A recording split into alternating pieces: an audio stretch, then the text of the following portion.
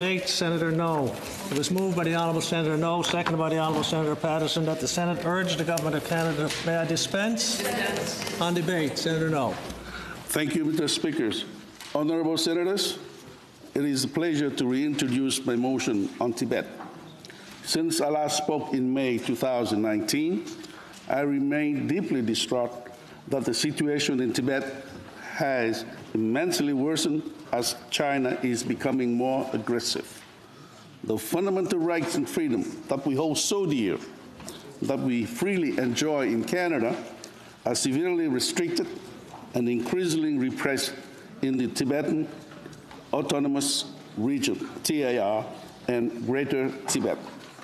This motion is a timely one as China continuously denying Tibetans fundamental rights and freedoms has not only increased the systematic persecution against them, but is also more determined than ever to interfere in the reincarnation of the 14th Dalai Lama, which constitute a gross violation of religious freedom. On January 28th, the U.S. House of Representatives overwhelmingly voted in favor of the bill supporting Tibet by a vote of 392 to 22, sending a strong message to China. As parliamentarians, we cannot definitely stand idle on this issue. The Canadian government must follow suit and ask time to stand with Tibetan people. Colleagues, this motion urges the Government of Canada to actively support the genuine autonomy of Tibet. Consequently, the motion also requires the government to call on the People's Republic of China to renew the Sino-Tibetan dialogue in good faith and based on the middle way approach, to respect the religious right of the Tibetan people, and to stop interference in the process of recognizing a successor or reincarnation of the 14th Dalai Lama. That China to respect the linguistic right, freedom of movement, thought, and conscience of the people of Tibet. Free all Tibetan political prisoners, including the youngest political prisoners, Jetjung Choi Ki Niyama, Panchen Lama, and seize all arbitrary detention of dissidents. Grant Canada reciprocal diplomatic access to Tibet without limitation, and protect the Tibetan Plateau that serves as Asia's water tower, feeding over 1 billion lives in Asia. In addition, the motion also urged the Canadian government to raise Tibetan issue at every opportunity with China and to take additional steps necessary to de-escalate tension and restore peace and stability in Tibet. Colleagues, these actions are necessary to resolve the plight of the Tibetan people. Please allow me to elaborate on each one of them. Renew the Sino-Tibetan dialogue. First, till this day, His Holiness the 14th Dalai Lama continued to believe, and I quote, that the middle way approach is the most realistic and pragmatic course to resolve the issue of Tibet peacefully. This approach, which is within the framework of China's constitution, consists of the Tibetan people have a meaningful autonomy without seeking independence. In June 2019, Dr. Lobsang Sangay, President of Central Tibetan Administration, testified in the joint special meeting of the Senate Committee on Human Rights and Foreign Affairs and International Trade. He appeared again in June 2019 in front of the Senate Committee on Foreign Affairs and International Trade.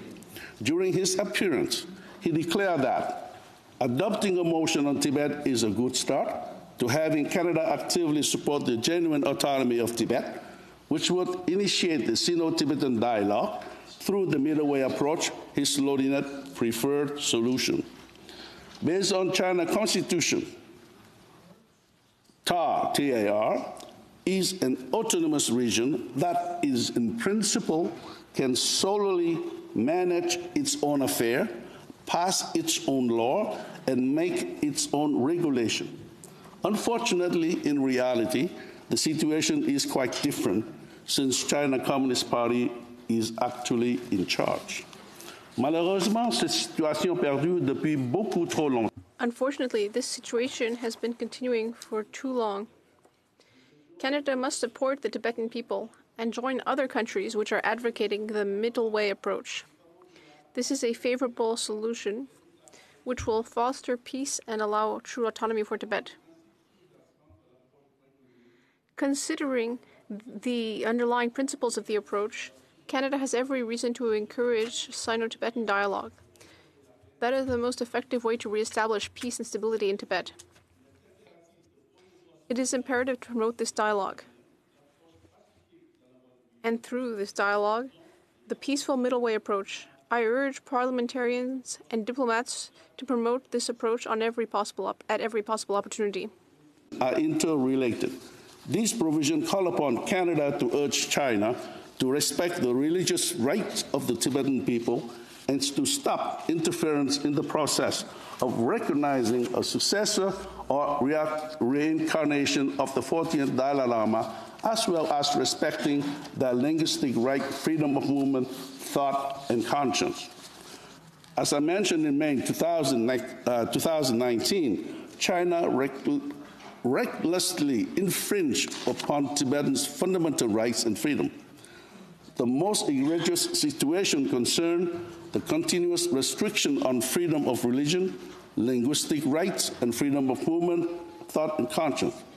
Although freedom of religion is protected under the Chinese Constitution, the government impudently engaged in widespread interference in the religious practices to assimilate the Tibetan people, for example, blatantly attacking monasteries and nunneries. La vénération du Dalai Lama, l'adhésion et la dévotion au bouddhisme. The veneration of the Dalai Lama and devotion to Tibetan Buddhism are seen by the Communist Party as an imminent threat to its authority. I would like to return to my comments in November 2017 on Senator Patterson's inquiry regarding the condition of political prisoners in Tibet. Official was set up within monasteries by China in order to oversee daily practices and enforce the party doctrines. As such, deliberate attempts at re-education were put forward, resulting in forcing monks and nuns to reject the Dalai Lama legitimacy. It is well documented that Tibetans, because of their religious practices, have been unjustly arrested, unlawfully detained, forced out of their home, and many have disappeared. Bien que le bouddhisme tibetain soit pratiqué. Even though Tibetan Buddhism is practiced throughout the world, the Chinese government is constantly and wrongly insisting on its so-called role in the selection of the next Dalai Lama. The Chinese government is already interfering in the process. Since 1995, it has arbitrarily detained the 11th legitimate Panchen Lama, Gedun Choki Nyama, and has designated its own candidate, who Tibetans consider to be an impostor. In response, His Holiness published in September 2011 a statement that explains the spiritual traditions and precepts involved in the selection of Dalai Lamas, sharing his vision on the considerations in the selection process for his successor. Only the reincarnated person holds the necessary authority to designate where and how he is reborn, how the reincarnation will be recognized, or if it is necessary to recognize the 15th Dalai Lama. And he has repeated these comments on innumerable occasions. The system within Tibet is well documented. To this day, TAR still has one of the worst possible rating for both political rights and civil liberties. With China ethnic unity legislation introduced in January 2020, Tibet's situation will most definitely worsen. This legislation is similar that is implemented in Xinjiang Uyghur autonomous region to justify the increasingly ongoing persecution of the Uyghur and other religious minority. Colleague, we all know how that worked out. This will have the same effects: ethnic cleansing, aimed at assimilating Tibetans, destroying their unique culture, language, and religion. Colleague, we cannot and must not stay silent. We must urge the Canadian government to actively support Tibet's meaningful autonomy, as it is too high a cost for Tibetans to pay. The fourth provision concerns Tibetan political prisoners. In 2015, highly intrusive legislation was adopted by the People's Republic of China to allegedly protect national security, combat terrorism. Unfortunately, and to no one's surprise, the legislation makes it much easier for China to infringe upon fundamental rights, arbitrarily incarcerating people and unfounded charges. As a result, thousands of innocent Tibetans endure at an alarming rate arbitrary detention, imprisonment, torture, and enforced disappearance for peacefully defending their rights and freedom. As mentioned previously, one of those political prisoners is Getung Chiankiyi Niyama, identified as the 11th Panchen Lama at 6 years old, the second most important figure in Tibetan Buddhism.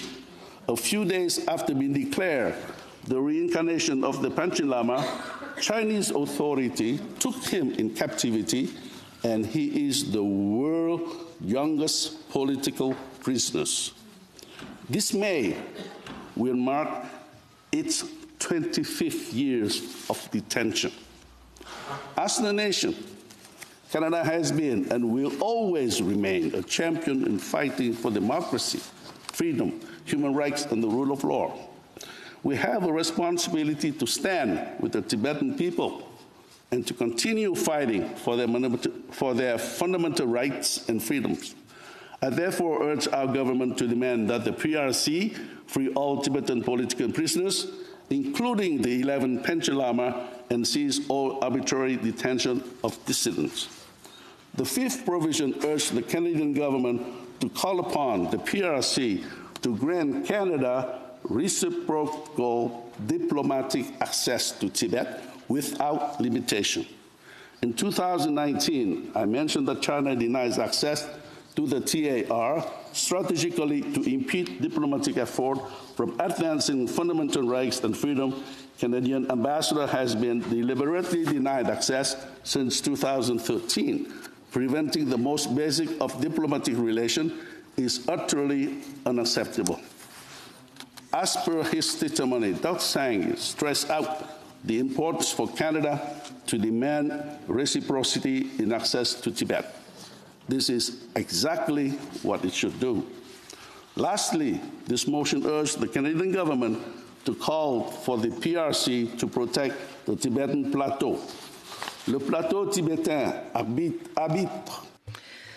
The Tibetan Plateau harbors glaciers, rivers, and prairies, has crucial ecological and geographic characteristics, supports the growth of vegetation and biodiversity, with a direct impact on the flow and supply of fresh water for approximately 1.8 billion people. The construction of major infrastructure projects and hydroelectric dams that provide energy to Chinese provinces outside of Tibet,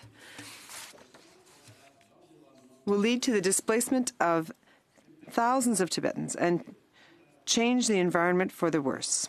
Tibet's prairies play a major role in the production and capture of carbon, whereas the rivers support wetlands, being essential for water storage quality and flow.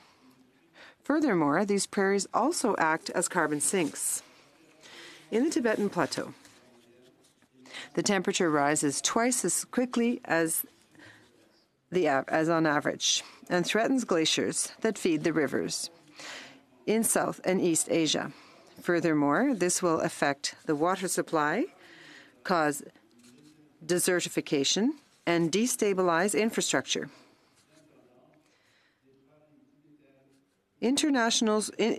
Traditional stewardship practices on Tibetan prairies that mitigate the negative effects of warming are undermined by Tibetans' displacement. China has about 20% of the world's population, but only 7% of water supply. It has completed water transfer programs that divert thousands of... Asking for another 5 minutes. Is leave granted, colleagues? Thank you. China has approximately 20% of the world's population, but only 7% of the water supply. China has completed water transfer programs that divert thousands of cubic meters of water per year and plans to divert more, harming many countries in Asia. Actively supporting Tibet autonomy, it could have great implication for the advancement of Sino-Tibetan dialogue, for the prospect of China appeasement of restriction on the rights and freedom of the Tibetan, and for the environment. In closing, this motion called upon parliamentary to urge the Canadian government to raise Tibetan issue at every opportunity with China, at high-level meetings and in bilateral or multilateral statements. Honorable colleague, this is imperative as we will bring about a public discourse that could condemn China's mounting state-sponsored campaign against the Tibetan. Il nous incombe à nous tous, parlementaires. It is up to we parliamentarians to urge the government to actively support Tibet's full and complete autonomy. I hope we will adopt a principled position on Tibet's situation. Motion is deserved of your support. Thank you.